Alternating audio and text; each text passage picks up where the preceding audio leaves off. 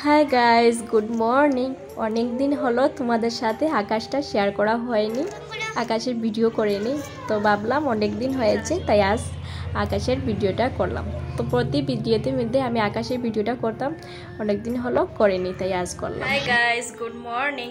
অর্পিতা তীব্রে ব্লগে সবাইকে স্বাগতম জানিয়ে আজকে ভিডিওটি শুরু করছি। যে যেখান থেকে আমার ভিডিওটি দেখছেন সবাইকে অনেক অনেক ভালোবাসা জানাচ্ছি। তোমরা অনেকেই আমাকে কমেন্ট করেছো আমার হাসি অনেক দিন হয়েছে তোমরা দেখতে পাওনি, কি করব বলো। আমি খুব অসুস্থ ছিলাম, ঠুটটি ফেটে গিয়েছিল, কথা বলতে পারিনি, তাই হাসতেও পারিনি।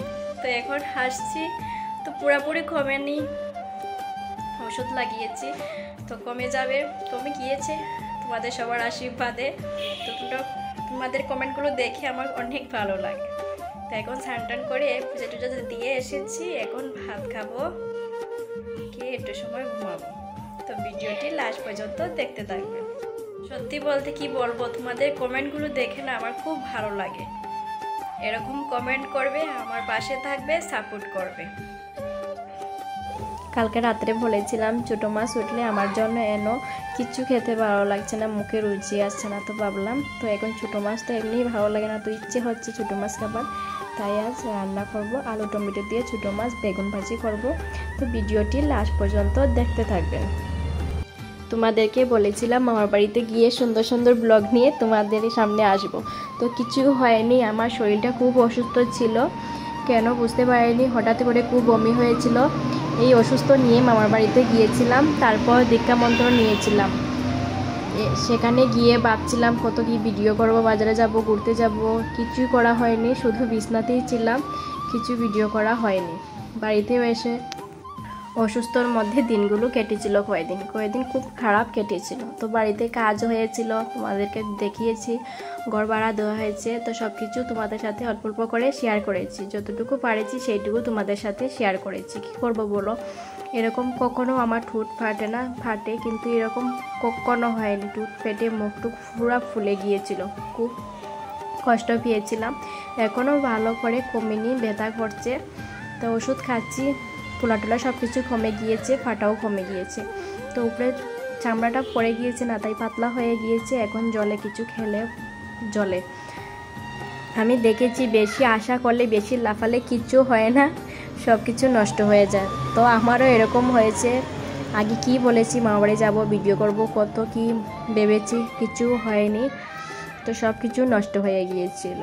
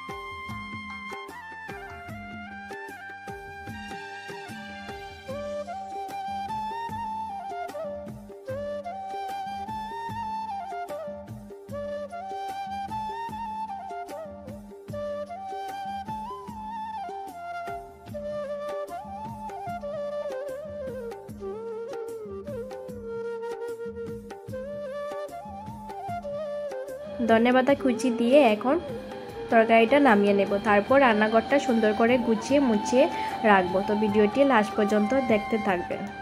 আর তোমরা যেরকম আমাকে কমেন্ট করছো, আরও বেশি বেশি করে কমেন্ট করবে, পাশে থাকবে। তোমাদের কমেন্টগুলো দেখে আমার ভিডিও উৎসাহগুলো আরও ভালো, ভিডিও কমেন্টগুলো দেখলে আমার খুব ভালো লাগে। আগেও বলছি, এখনও বলছি, এরকম সব সময় আমাকে কমেন্ট করবে, এরকম পাশে থাকবে।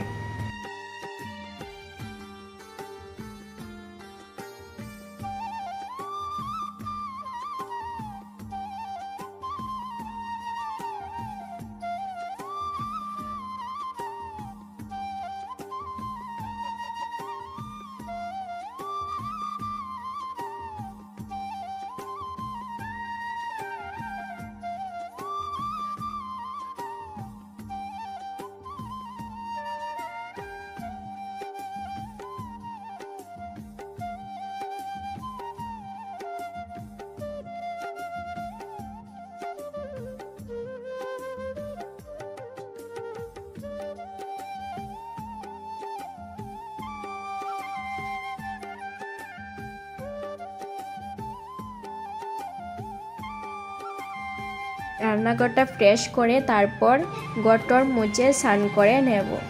তো এখন 11টা বাজে, স্নান করে নেব। তাড়াতাড়ি স্নান করলে ভালো, না হলে পরের দিকে অনেক ঠান্ডা লাগে। তো এখন ভাই বোন কি মজা করছে দেখো না, ও কাঁদছে আর ও মনে করছে সত্যি কান্না করছে, তো আদর করে দিচ্ছে।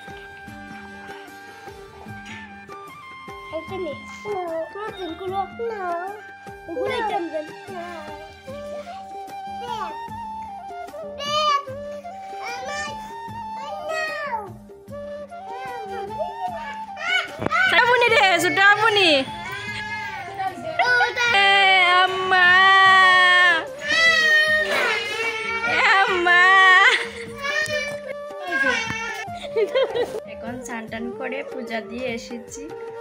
তো এখন ঠোঁটগুলো কমেছে, সাদা হয়ে যাচ্ছে, এখনো টানছে, ঠোঁটের মধ্যে সাদা হয়ে গিয়েছে। তো এখন ওষুধ লাগাবো। আগের থেকে অনেক কমেছে, এখন তো ফাটা কমে গিয়েছে, ফুলাও কমে গিয়েছে। খুব ভয় পেয়ে গিয়েছিলাম কেন এরকম হয়েছিল, তো ওষুধ খাওয়ার পর এখন কমেছে। আজ ভিডিওটি এই পর্যন্ত। ভালো লাগলে লাইক, শেয়ার, কমেন্ট করে দেবে। নেক্সট ভিডিও নিয়ে চলে আসবো। ততক্ষণের জন্য সবাই ভালো থাকবে, সুস্থ থাকবে।